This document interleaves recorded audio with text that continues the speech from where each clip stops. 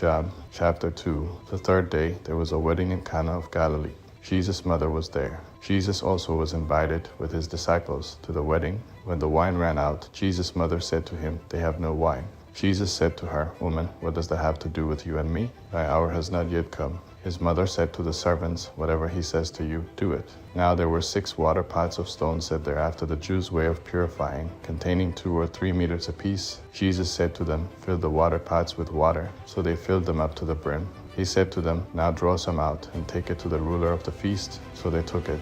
When the ruler of the feast tasted the water now become wine and didn't know where it came from, the ruler of the feast called the bridegroom and said to him, "Everyone serves the good wine first, and when the guests have drunk freely, then that which is worse. You have kept the good wine until now." This beginning of his signs Jesus did in Cana of Galilee, and revealed his glory, and his disciples believed in him. After this he went down to Capernaum, he and his mother, his brothers, and his disciples, and they stayed there a few days. The Passover of the Jews was at hand, and Jesus went up to Jerusalem.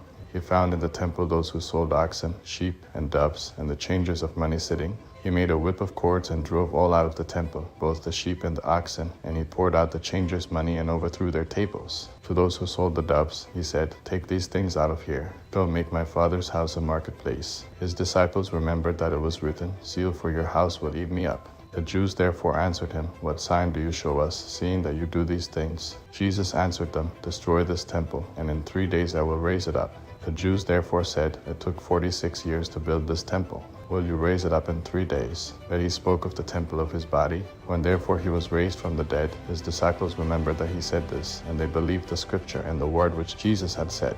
Now when he was in Jerusalem at the Passover, during the feast, many believed in his name, observing his signs which he did.